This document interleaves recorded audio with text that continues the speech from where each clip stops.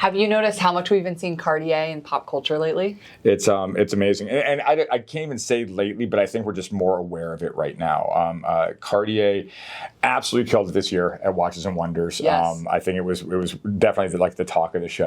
Met Gala, ton of watches on the wrist. Ton of watches on the wrist. Yeah, that's right. And Cartier has such a deep design lexicon that you see all these different watch designs popping up on wrists, on red carpets, athletes, politicians, everything. But we get asked a lot, what is the best Cartier style for men? Now, George made an interesting point. Cartier was one of the first brands to sort of remove gender from their watches. They don't say this is men's or women's. It's small, medium, large, extra large. Yeah, it was weird. I first really became aware of Cartier in the mid to late 80s. And it was the first watch company that I recall just doing small, medium, large, extra large. Okay. It didn't, whatever size you want is what size you want. Right, so it really works for everyone. But in this video, we're going to focus on the styles and sizes that we tend to see men leaning more towards, or as a good first step. So let's kick it off with the Tank. Yeah, I wanted to talk about this one specifically. This is the Tank Louis in gold. And it is a relatively small watch. It's probably equivalent to about a 34, 36 millimeter. But I think this might be the best event watch in the world. The Met Gala, the Oscars, meeting a president. What are you going to wear? This is your watch. I would define it as a gentleman's timepiece simply because it does not have a seconds hand nor a date. The gentleman doesn't have to concern himself with such trivial events in life. No. So love it for that. I really do think it is the perfect watch for any upscale event you'd be going to. Always going to be in style, always going to work with every look. And doesn't overstep itself. There's this understated elegance that I think Cartier masters just about better than anybody else. Quiet luxury. They were the original quiet luxury brand, which we did a whole video on, which we'll post about. Okay, Tank's great. So, and there's been many versions of the Tank, I would say, over the years. Absolutely. The Tank is probably one of the defining pieces for Cartier, all the way up to the new version of the Tank Francais, which I dare say, and please don't kill me for this, might be the most masculine version so far. They really took the Tank part very, very seriously. The design comes from World War I tanks. If you look at the case itself, it's like a tank from the top. The bracelet is a tank tread. So the Tank was really literal, and this might lean into it more than anything else. There's so much mass to this watch. It's a really heavier, bulkier piece, and I don't mean that in a bad way. It's still very Cartier. It's still very elegant. But talking about the inspiration, that's a pretty masculine thing. One Tank. But then to make it into such softer versions of the Tank or more like dress versions of the Tank. But this is definitely kind of sportier, lots of metal. And again, in the same token, just based on a little bit of size and a little bit of metallurgy, it becomes a very feminine watch too. And it's basically the same design, but just done differently. Just going back and forth. So this is one I could definitely see a guy wearing. Moving on to Pasha. Pasha was the watch that actually put me onto Cartier.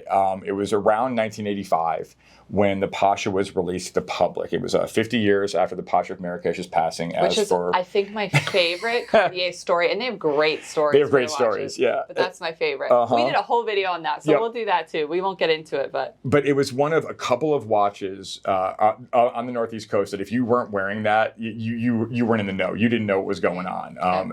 It was really that and like the Sea Dweller were like the two big heavies in play. So I always think of the Pasha too as more maybe like a creative's watch or very kind of on-trend style. It is such an identifiable style from across the room. It's that canteen crown, that round, the way the lugging system works. 20 feet away, that's a Pasha. Yes. You know, it's just I love that because not all watches do that. The circle on the dial. Also, it's like the only watch I can think of from Cartier that uses Arabic numerals. Yeah. It's always my joke when somebody goes, well, I don't like Roman numerals. Like, oh, then you don't like Cartier. Right. And like those things are so synonymous, and then you have this little slice right through all of that.